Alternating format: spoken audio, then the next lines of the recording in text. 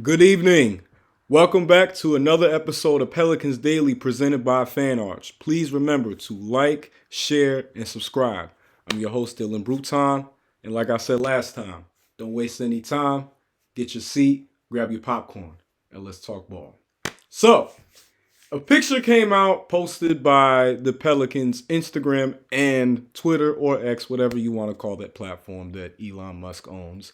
And it was a picture of Zion Williamson with Hakeem Olajuwon. Now, if you don't know who Hakeem the Dream is, then hey, maybe this ain't the channel for you. But one of the greatest centers of all time, one of the most dominant low post big men of his era, of his time, and I would argue the most skilled center ever. Now, nobody knows what conversation was had. Nobody knows what the nature of even the picture, was. It was just a picture of the two embraced a little bit after the draft lottery. And I think a question should be asked. Should Zion work with Hakeem? And I mean, that's kind of a rhetorical question because the answer should be yes, 100%. Now, when you look at Hakeem Olajuwon's track record, right, as a player, was one of the best players at Houston, five slam jammer, him and Clyde Drexler. They were a dunking machine. Then he goes to the NBA, gets drafted number one over Michael Jordan in the 84 draft. And he's the only player that people say, well, the Rockets did the right thing. He's the one pick, the one exception of, you know what? Yes, Jordan is the GOAT, but Hakeem was pretty damn good himself, right? Hakeem to me is a top 10 level player, at worst top 15. So, it's just one of the rare instances where it worked out for both parties, right? But he enjoyed an amazing, amazing career as, again, one of the greatest centers that the league has ever seen. Had arguably the greatest low post game. Had an incredibly efficient mid-range game and was one of the greatest defensive big men of all time. So 100% Zion should. Now, Zion is not really a center, but I'm going to name some names that Mr. Hakeem Olajuwon has worked with. Kobe Bean Bryant, rest in peace. Greatest player that I got to see from start to finish personally, but combo for another time. LeBron James, a guy who Zion was compared a lot to coming out of college, and the hype was, at that level. Neither of those guys are bigs. Now, Zion being a big but an undersized big, he does that does make a different type of situation with his game style, with his play style. He's a very above the rim aerial type of player. That's why last episode I said, names like Charles Barkley, Sean Kemp, Blake Griffin, Karl Malone. Those are more so the players that are like Zion. However, Hakeem was very instrumental to the success of Amari Stoudemire, Dwight Howard, Yao Ming, Serge Ibaka. Now, Serge doesn't have the same cachet and pedigree, but he was an all-star. He was one of the best defensive big men in the league, and he had a very reliable mid-range and face-up jumper. Now, Yao, as we know, was in continuation of the Houston Rocket center legacy, thanks to first guys like Elvin Hayes, and then to Ralph Sampson, because Ralph Sampson was the number one pick before he was the franchise player in Houston before Hakeem came into the picture, and that's why they had the Twin Towers. And then you had Yao. Yao was the number one overall pick of the 02 draft. And Yao is one of the greatest what could have beens, in my opinion. You know what I'm saying? He's in the Hall of Fame, one of the best centers of the 2000s. And yet it definitely can be asked, like, just imagine what he could have done if he had, didn't have the foot injuries, if he could have stayed healthier, So combo for another time. But I think that, that pedigree, right? Amari Stoudemire was one of the best also in Yao's draft class in 02. Amari Stoudemire was one of the best pick and pop big men in the early to mid 2000s and also early 2010s with the Knicks, but most notably with the Mike D'Antoni Suns, those teams with Nash, Sean Marion, Joe Johnson, Raja Bell, Boris Diaw. I mean, they were incredibly exciting to watch. And Amari's low post game did grow leaps and bounds, and you could tell it was through the tutelage of Hakeem. Dwight Howard, same deal. Dwight Howard, you could argue he and the Magic pioneered a lot of the modern NBA in the sense of having a dominant big and surrounding him with, strong sharpshooters. And Dwight never became like a super big low post threat, and that would have, you know, stretched out his dominance a lot more because after he started having those back injuries from the end of his time in Orlando to his 1 year where he kind of flamed out in LA, and then we went to Houston to play with James Harden. He wasn't the same because his game was so predicated on rim running and alley oops and just physically overmatching the other players. But Dwight was the best center in the league for a long-standing time. It was him and Yao, but then Yao's injuries caused Dwight to be able to stay longer. But Dwight's low post game got better. So I say all this to say yes, Zion should absolutely work with Hakeem. Now, will Hakeem work with Zion? That's a question. But it seemed like the energy was genuine. It seemed like it was all love in the photo that was shared. And I think that Zion could learn a lot from Hakeem, especially on a fundamental level. If he develops the face-up jumper from the low post to the mid block, you're adding and extending more time for him, right, to be a dominant player. He's already an incredibly efficient player now without the low post game, without the outside shooting, right? And that's through. And I mean, it's getting better. You right? He's got the little baby hook. He's got that spin move. He's got the hop step as well. So it's not like his arsenal and tool bag is lacking, but someone like Hakeem can help take him to another level. And Kobe very famously said that, he went to Hakeem when he saw, how impactful Jordan's post game was. He was like, well, let me learn from someone who also comes from a soccer background like me, because a lot of people don't know, but Kobe, when he grew up in Italy, when his dad Joe was playing there, he played a lot of soccer. So that's why his footwork was so precise and so different. Hakeem notably had the soccer background. He was, one of the first players to come into the NBA from a soccer background. And he became one of the greatest, one of the NBA at 50 and one of the NBA at 75. To me, most skilled center. So I think Zion would benefit greatly working with someone like Hakeem and getting that mentorship and tutelage. Also on a discipline level, most notably Hakeem was a very devout Muslim because he went from Hakeem to Hakeem around his second or third season in the league, took a Shahada. And that lifestyle, if for anybody who is Muslim, it requires a great amount of discipline. And I got a lot of love for Zion, as I mentioned in the last video. I'm a Duke fan, so I'm always rocking with my Dukies, my Blue Devils. But definitely, discipline is an area where Zion could improve in. So I think that learning from someone who is a consummate professional, learning from someone who is a great leader. A leader of 2 title teams, and some argue if Jordan doesn't retire, Hakeem still wins those. That's a legitimate argument that people have and is made. But someone like that would be great for Zion to take influence from. And I know Zion is a real student of the game. I think that was one thing that impressed me about him was he was just spouting out different names of historic NBA players that his parents had him watch. And I think that's why, as a whole, I say you can't give up on a guy like that. He's got a love for the game. It's just all about making sure that the right tutelage. Because at the end of the day, what can make or break a player's development is bad coaching, bad infrastructure around them. And there's been a lot of coach turnover within New Orleans. And granted, Hakeem is not being brought onto the staff, but he would serve, again, as a type of coach, as a mentor for Zion. So I'm kind of repeating myself here, but yes, Zion should absolutely work with Hakeem. You know what I'm saying? Whatever he tells you to do, you do it. No questions asked. That's a Hall of Famer, two-time champion, leader in blocks.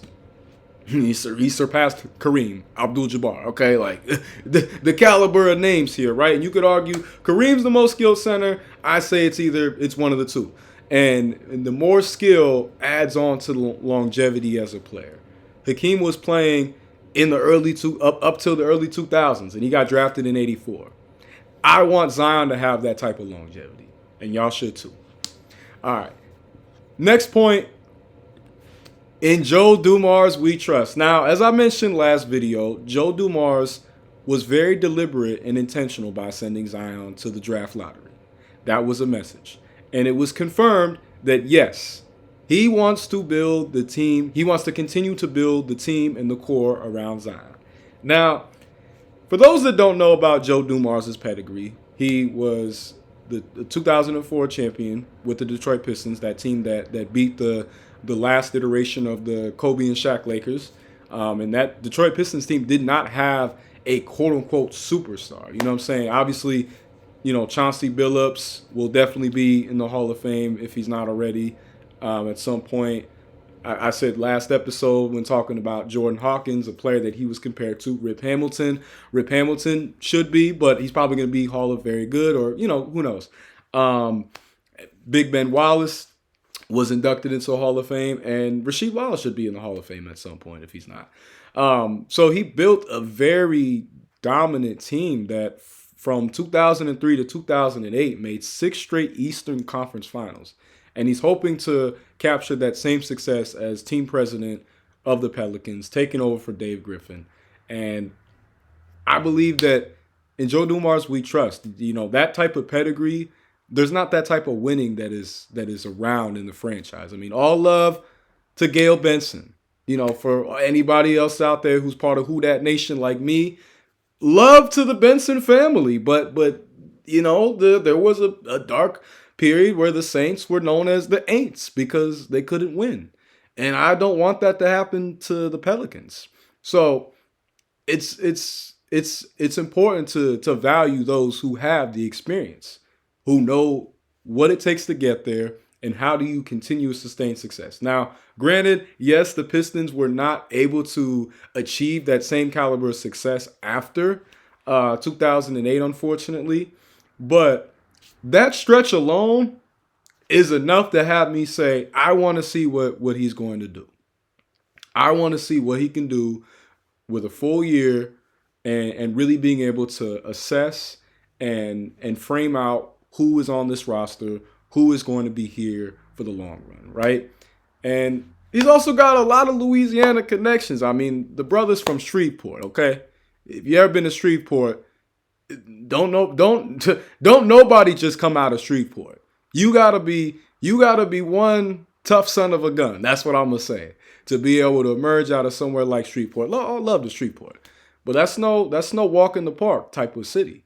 It's not. Then he went to McNeese State, also in Louisiana. You know what I'm saying? Like, that man is as Louisiana as they come. Why not support someone who is a native? Why not support someone who is a homegrown product? So, yeah, I get it. It's not New Orleans, but still, right? Statewise, right? Again, I think that Joe Dumars in this draft is going to show why the decision to bring him on, because mind you, he was working, and he said himself, it was no other job that was going to get me out of New York, because he was working for the league office. And I have faith that Joe Dumars is going to do right by this team. I do. And y'all should too. You know what I'm saying? We got to trust the process. Obviously, there's going to be some bumps and bruises. This was a team that was 21-61. But, hey, the man won a championship, and he won a championship that if you were there, you remember the Pistons were not projected to win that. A lot of people did not have the Pistons winning. Now, knowing basketball and being able to look at things retrospectively, that Lakers team was incredibly dysfunctional. The fact that they made it to the finals was a miracle, because they weren't even the best team in the West that year.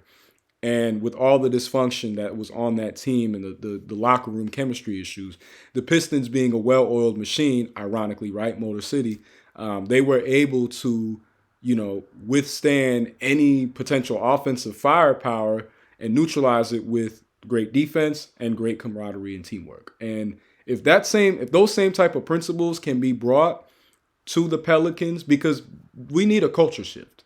Make no mistake, right? We have not won a division title since 2008 when, Chris Paul, David West, Peja, Tyson Chandler, all those guys was there. So if we want to be able to regain and recapture that type of success, right, it starts with culture. It starts with who is making those decisions. So in Joe Dumars, I trust. Y'all should too. Next talking point. Should we trade for Trae Young? Now, I came across this. I was scrolling through, and I saw a Pelican site that was talking about the potential of us getting Trae Young, because it's no open secret that things might be headed for a breakup in Atlanta, in ATL. And as much as when football season comes around, I enjoy dunking on them Falcons and whatever, even though they got a good team. They've built a great roster. I'm not going to sit and say they haven't. Their team is better than the Saints. All right, I don't need y'all to all at once. Anybody who is an ATL sports fan, but if Trae Young is available and the asking price is reasonable, keyword reasonable, I don't think it's. I'm not opposed, right? You might have to give up a guy who I just mentioned earlier, Jordan Hawkins. You might have to give up a Brandon Boston. You might even have to give up. I don't know who. I mean, I know the Hawks are probably going to want a draft pick. Probably going to want the seventh pick.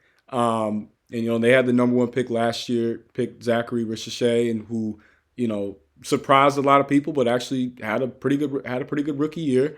But he looks more like a supporting, like a number 2, a number 3. But Jalen Johnson, kid's a stud. He's the truth. And prior to him getting hurt, he was my pick for most improved player. And it's ironic that his teammate Dyson Daniels, who was a former Pelican, right? It's quite ironic that he ended up winning. But Trae Young is one of the best point guards in the NBA. Averaged 24, 3 boards, and almost, 12 assists a game, which led the league. He only shot 34% from 3, though, right? This is Ice Trae we're talking about. One of the best three-point shooters. He's been in the three-point shootout. I believe he's won before. But he has not been at his three-point numbers have not been reflective of his shooting ability because he has had to play more on ball. But I think that he would fit perfectly in New Orleans. You know what I'm saying? Imagine him and Zion running a pick and roll, right? Imagine him and Missy running a pick and roll. Imagine the spacing that he'll create for Trey Murphy. Imagine the spacing that he'll create with CJ McCollum. Now, also, DeJounte Murray, right? There's already that built-in relationship. And there was no bad blood between those two. People forget that. There was no bad blood between those two. It wasn't like DeJounte was like, yo, I don't like this dude. I don't rock with him. Like, nah. Like, no. DeJounte was very open and positive about how good of a relationship him and Trae Young have. And they're not too far off in age. I mean, me and Trae Young are the same age. We graduated both 2017. So, and DeJounte, I believe, was class of 15, 16. So it's like we're all around the same age. It's kind of crazy. I mean, they're over here, slam dunks and all that, multi-millionaires, and you got me just sitting here talking to y'all. But hey, it's all well and good. I'm glad to be here. But relatively still young, still very much in the prime of his career. He's not had a lot of injury concerns, and I do believe a player like him could fit well. Now, the only concern is his defense. Oh man, because I got on my Duke brethren, Con Canopal, for his lack of defense. Trae Young, woo! Traffic cone. You know what I'm saying? Barbecue. Okay, I need to stop using that. Not Memphis. Jambalaya. That's going to be what I say when somebody is getting cooked on defense and has no defensive ability. I'm either say jambalaya or gumbo, or I might even say po' boys, or I might even say crawfish. I don't know. But whenever you hear some New Orleans culinary, just know that is in reference to lack of defense. Trae Young, my brother, I rock with you heavy, especially, you part of my graduating year. You know what I'm saying? It's the defense, though. What's going on? What's happening? You know what I'm saying? That 2021 Eastern Conference playoff had me fooled because he was playing pretty good on defense then. I don't know what's happened in these seasons since. And they brought in DeJounte Murray to have him next to him so he would take on the defensive assignments, which would allow Trae to more focus on offense. So if he comes to New Orleans, if we make a trade for him, because, some people are curious and questioning. And Atlanta, like, it doesn't fully seem like they're fully sold on building around him. It started after a while feeling like this is going to be Jalen Johnson's team. And that's not to diss Trae Young. I mean, he's a 4-time All-Star. He's lived up to the hype. I know some people feel like, oh, well, the Hawks should have kept Luka. Well, okay. They're both relatively, as far as like career success, right? I mean, yes, Luka went to the finals, so he does have that over, and he's a better player. But in terms of like the fact that they are both so offensively predicated, Luka's just so much better on offense, yes, but that the defense, both of them. So it's kind of like, again, pick your poison, pick your battle. And we did struggle on defense last year. We struggled defending the three, and we struggled defending the rim.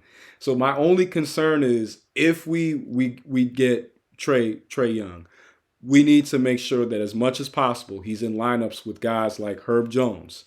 If Jose Alvarado or Trae Young were like a little bigger, then it would work because Jose is a great defender, very scrappy. But you throw them both back there, they're too undersized.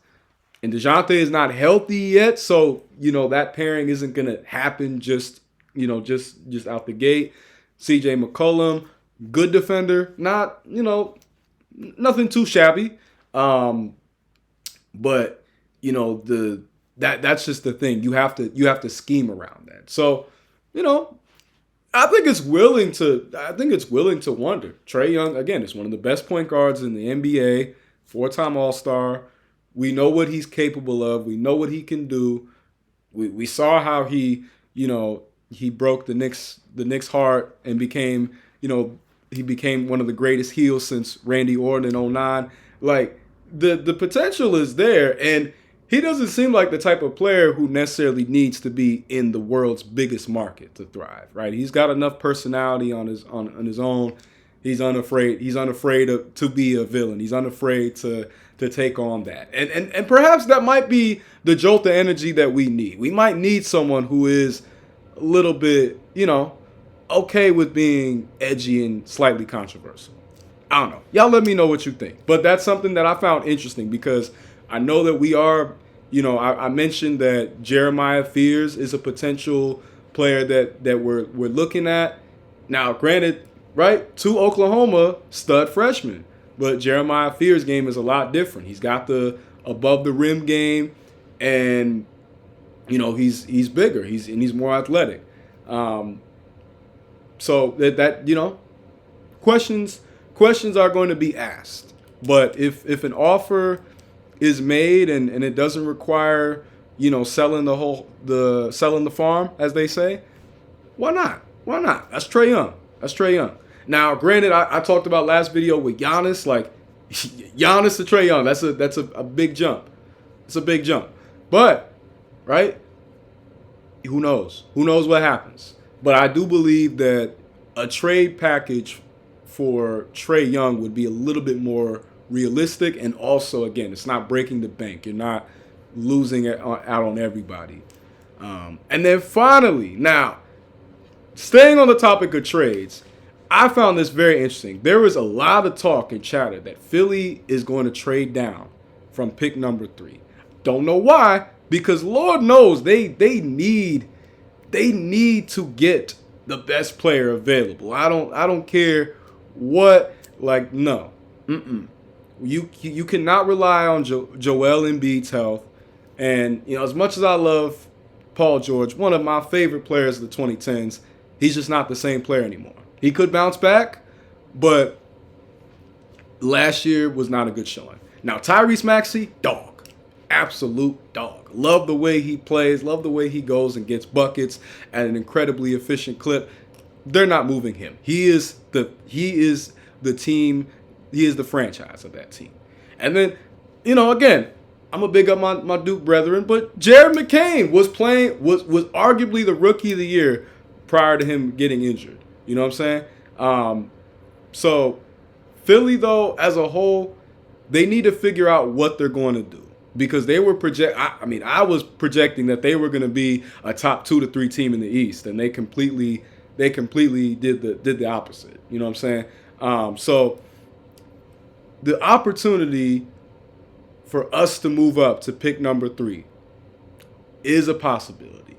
Now, it's likely that the draft is going to go, obviously, Cooper Flagg, number 1, and then Dylan Harper at number 2, potentially, though. That's actually, I might talk about that in another video, but the Spurs are going to be a very interesting team to watch as well, given they already got De'Aaron Fox and Stephon Castle, rookie of the year this past, I'm pretty sure they announced that he was the rookie of the year, in that backcourt. But Spurs, again, they also need a lot of help, so it's just best player available.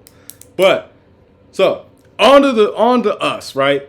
We have the opportunity to potentially draft, in my opinion, the most skilled player of this draft class, Mr. Ace Bailey. Now, just the name alone screams superstar. He's got the confidence, the swagger, plays a very aesthetically pleasing type of game.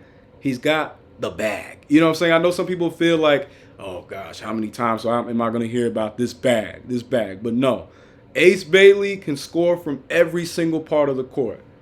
Every single part. Now, sometimes he does fall in love with the jumper a little too much. And that's 6'10", although I did read that he's actually more so around 6'8" without shoes, but, who's counting, right? He's 6'10" in shoes. Like, that's really all that matters. I don't know why people put in so much stock. But I don't think it plays too, I would like to see him utilize his athleticism more, because he's an incredible athlete. And the players that Ace Bailey's been compared to, now on the low end, he's been compared to guys like Michael Porter Jr., shout out to class of 17, and Brandon Miller, as just the versatile, high-scoring shot maker that can score from every part of the court, whether on or off ball. And Brandon Miller, to me, now Michael Porter Jr., I'm gonna say I'm still hoping he turns things around, but I just don't know if he's ever going to be the same player after those back injuries like that he suffered early in his career. So I don't know. I'm not giving up on him. It's been a little rough. He's had a rough showing, hit a rough game today. So, But Brandon Miller, love Brandon Miller's game. Brandon Miller, I wasn't I would say, admittedly so, I was not fully sold on Victor Wembanyama until that second Summer League game that he had. I was like, okay, wait a minute. Then I found out he was a Star Wars fan. I said, maybe I misjudged the brother. Maybe I misjudged. I always got to show love to a fellow Star Wars fan. But pure basketball-wise, the player that I liked the most out that 2023 class was Brandon Miller. And so far, Brandon Miller has shown he is an all-star, potentially, star, borderline superstar talent, right? And that's on the low end for Ace Bailey. That's the floor. So if your floor is a Brandon Miller, that's a damn good player. On the high end, on the ceiling, right? A name who I just mentioned, Paul George. Now, again, I know jokes this whole year were being flown at Paul George's expense. Podcast P, playoff P, pandemic P. We could just go down the Gatlin of nicknames that Paul George has unfortunately garnered for himself due to, not having the type of performances that his talent should be capable of. But Paul George is one of the best two-way players of the last decade, one of the best small forwards. And, prior to that horrific knee injury, which I was actually in attendance for, crazy story, but I was in attendance for that game. He was looking like a face of the league type of player. But he still carved out an amazing career for himself. He's undoubtedly going to be a Hall of Famer. I don't want to hear anybody say otherwise. I don't. Look, again, I don't. But he's still, when healthy, when consistent. And people forget he was a little rusty coming into the season. He picked up his play at different points, but it was too late. The Sixers season was a lost cause. So, but Ace Bailey does have a lot of Paul George to his game, and that smoothness, that ability to, as a bigger small forward, that ability to score from every part of the court. And then the final player that has been thrown around, and this name has been more so thrown around when Ace Bailey was coming up in the high school rank, but Kevin Durant. Now, every year it feels like anytime there's a small forward who's 6'8", between 6'8" and 6'10", even though Kevin Durant's really like 7 foot. I've seen KD in person. That man is 7 foot. I don't want to hear nobody say otherwise. That brother is 7 foot.